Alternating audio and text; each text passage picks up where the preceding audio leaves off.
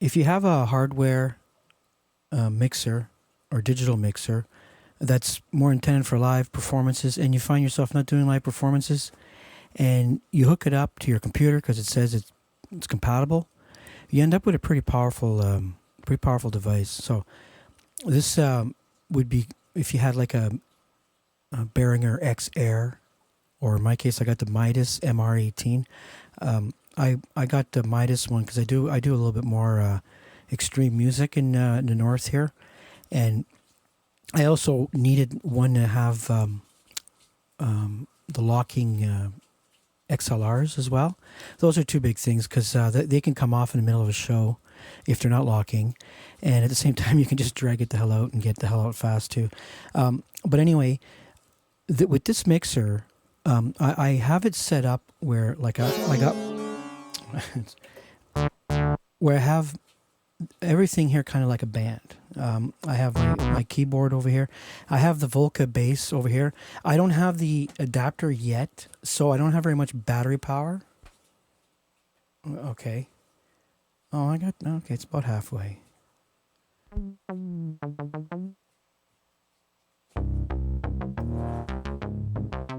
Okay, it's like a 1-horse pony there, but it's not so bad. It's not so bad when I'm using it like with the MIDI notes and playing the bass, because I can make it so it sounds like more like a bass.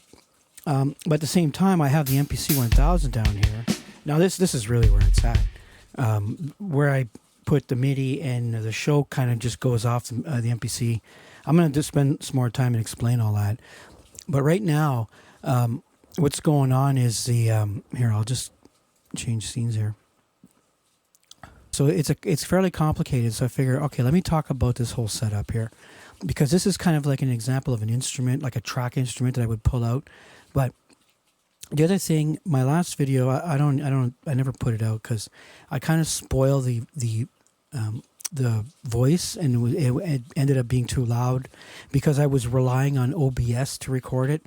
I kind of had it set up where a separate computer entirely was doing it. Now I'm just doing it on the same PC, because the other way was giving me the problem where I was overdriving the vocal. So what I'm going to do is I'm going to properly set up a vocal in this particular case here, because what this is here, this is the vocal leveling amplifier, and what it is it's a kind of like a thing where, you know, it'll turn you up if you're too quiet, but high frequency de-emphasis is good, and the low cut's really important. You just got to put that up at 150. Attack, pull up, just make it louder, and I want a fair amount of de-emphasis on the highs because this is a very high pickup mic. It sounds good in my ears right now, so I hope it's going to be okay. So let's go with that. And there's a vocal, which I have on input mono number 9, and that's on this mixer over here. You see how there's different ways of doing it. So right here, I could not send it to left and right, but this would be like not the first time I sent it. So there's is kind of like where it gets tricky. Like there's a drum mixer over here, so yes, I'm sending that, and the crashes and everything, I'm not sending those to left and right, okay, because they're going to come over to kick. Yeah, okay, so, and then this one over here is going to be sent. See, I put now you can hear the snare is going through pretty clearly because it's being sent in a different way, right? So I want to probably take the snare out of the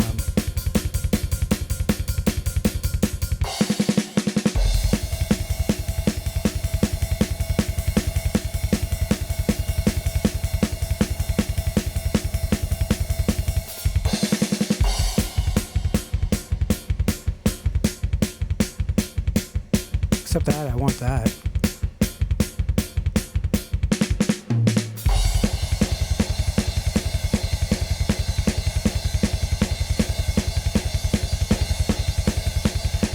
But you see, you see how I can add, right? I can add emphasis by doubling it up. I'll often do this when I'm mixing live. I'll very, very often do this. Here's something that is pretty cool. So the USB sends, they're all matched up. Okay, so 14 and 14. So the analog and the USB are the same. The USB is when it's on the computer. The analog is when it's going into the computer. Okay, so over here I have the effects return left and right. So that's with the effect already on, and that's the reverb, and this is the delay.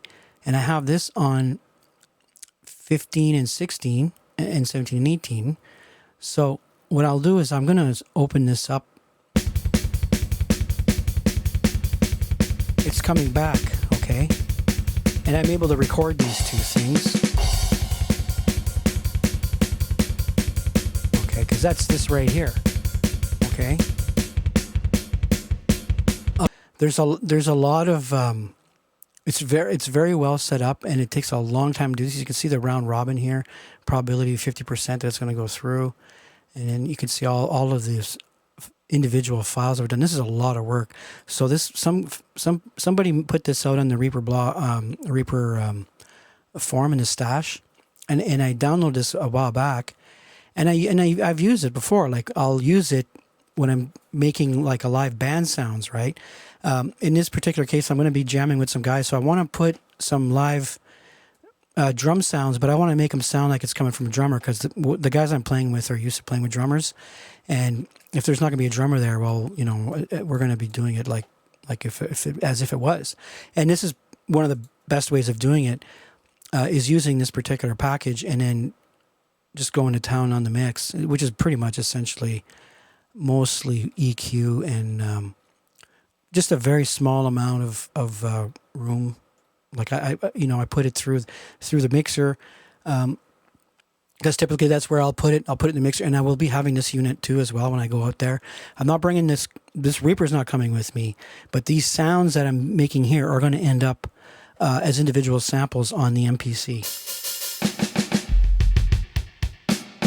You can see the MPC is also going through the.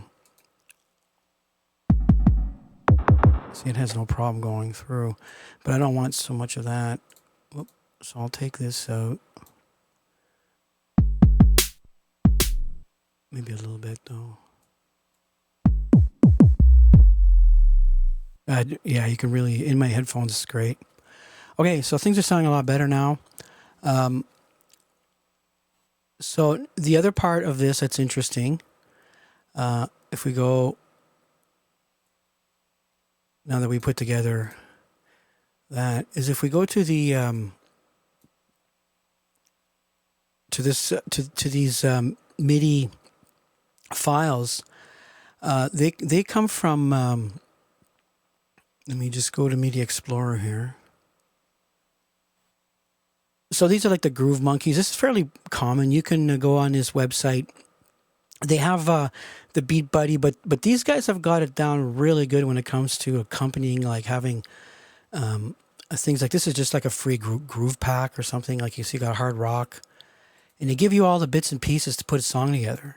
Okay, and then you just arrange these and however you want to do it. Like you basically you can start your song. You got your intro, your outro, your rides, and so this is basically what I did with this metal one.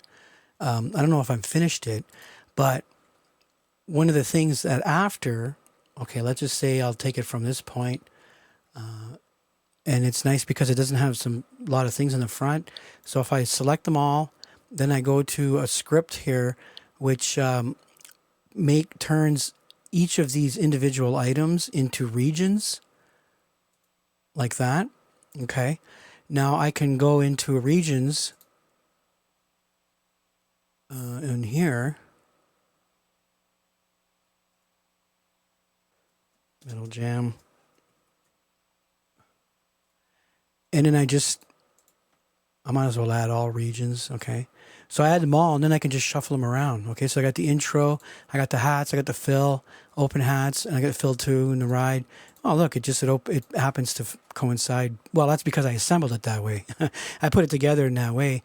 But what's cool is you can just run this, okay? You just run this playlist.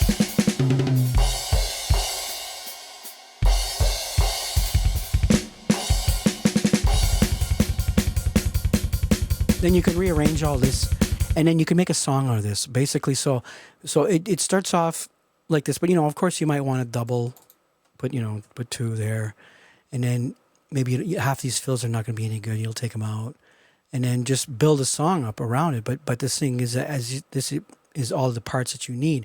So these are kind of like starter things. So I mean, it takes a lot of time to set this up, but basically I set it up now.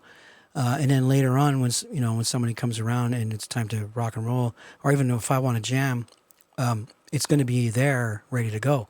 So the other thing I have to do is I got to go and I got to do slow, one at a time shots, so that I can build a drum machine, because these are all fast shots.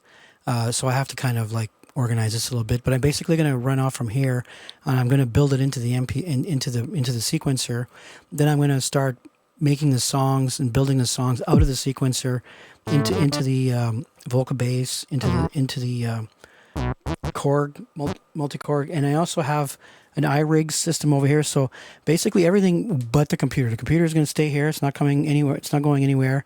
All the information is going to end up on the MPC, and I'll run the iPad, and also an iRig, which is this thing over here.